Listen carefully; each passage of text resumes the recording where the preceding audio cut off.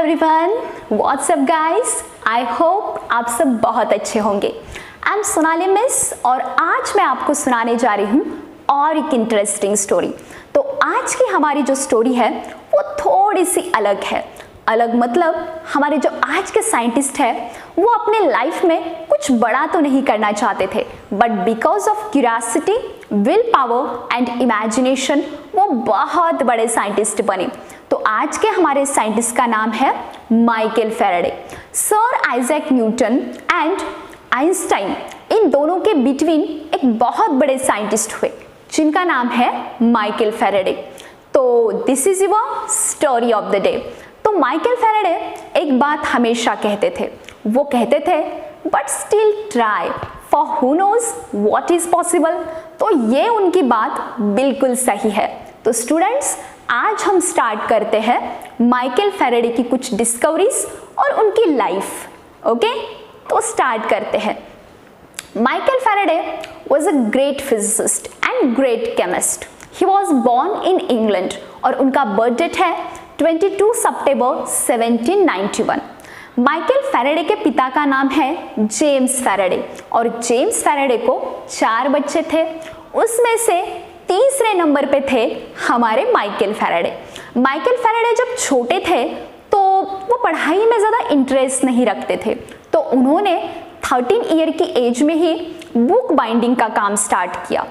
तो वो दिन भर बहुत सारे बुक्स बाइंड करते थे और रात को उन्हीं बुक्स को वो पढ़ते भी थे और इसकी वजह से उन्हें पढ़ाई में बहुत ज़्यादा इंटरेस्ट क्रिएट होने लगा।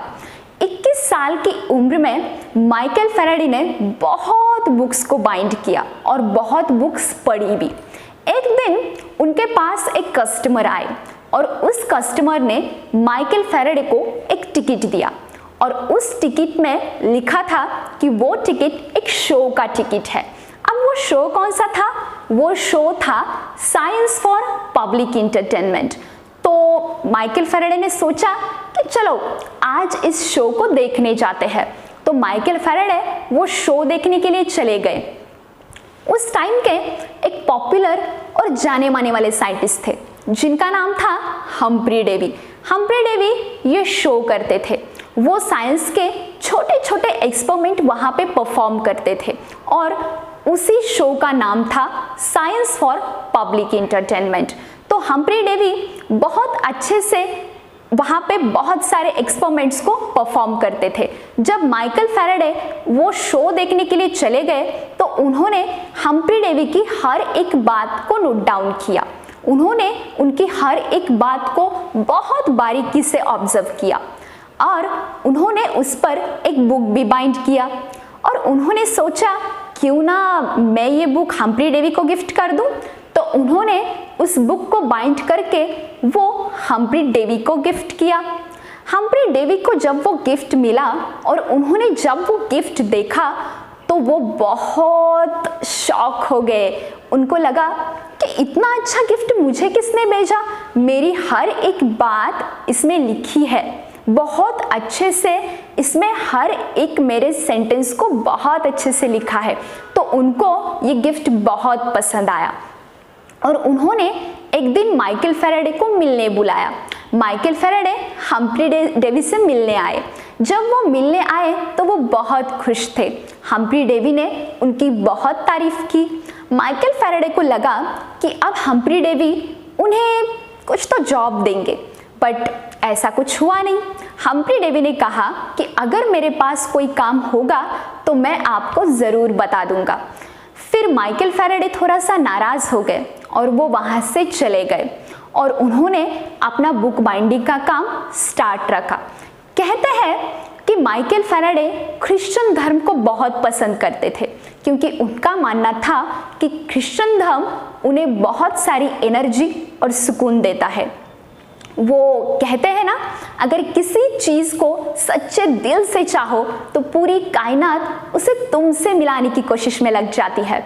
तो कुछ ऐसा ही हुआ माइकल फैराडे के साथ। तो एक दिन हम्फ्री डेवी अपने लैब में कुछ काम कर रहे थे।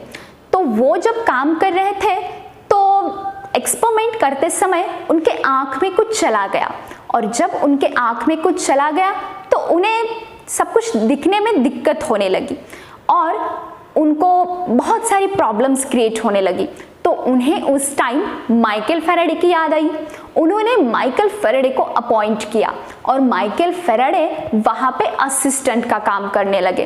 वो बहुत सारा काम करते थे और बहुत ईमानदारी से करते थे। तो हम्फ्री डेवी को माइकल फैराडे का काम बहुत पसंद आया और उन्होंने माइकल फैराडे को वहाँ पर परमानेंट जॉब दे दी।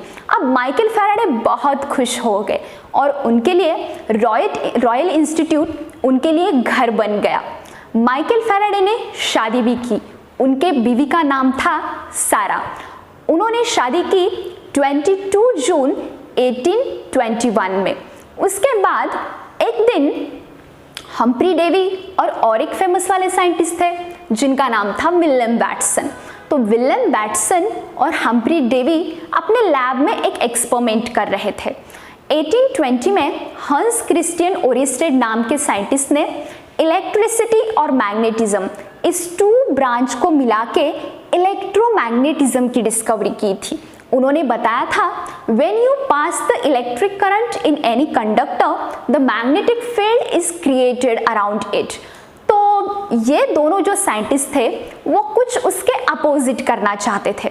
वो चाहते थे कि जब हम किसी कंडक्टर को मैग्नेटिक फील्ड प्रोड्यूस करें तो क्या इलेक्ट्रिसिटी जनरेट हो सकती है। तो वो बहुत सोचने लगे और उन्होंने उस एक्सपेरिमेंट का एक सेटअप भी किया। उसमें उन्होंने गैल्वेनोमीटर भी यूज किया। तो गैल्वेनोमीटर क्या होता है? Galvanometer is one device to measure a small electric current. तो उन्होंने उस एक्सपेरिमेंट का बहुत अच्छे से सेटअप भी किया, बट जो भी गैल्वेनोमीटर था वो डिफ्लेक्ट ही नहीं हो रहा था।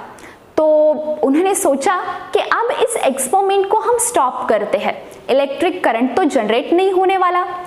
और हमारे जो माइकल फैराडे थे वो इस सभी सिचुएशन को ऑब्जर्व कर रहे थे।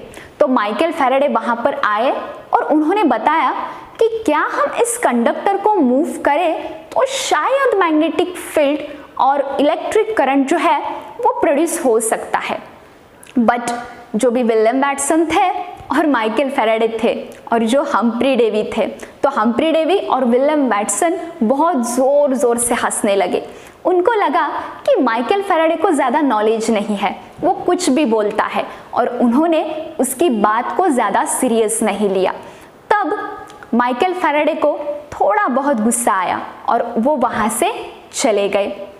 अब हम्फ्री डेवी और विलियम वाटसन ने उस एक्सपेरिमेंट को क्लोज किया।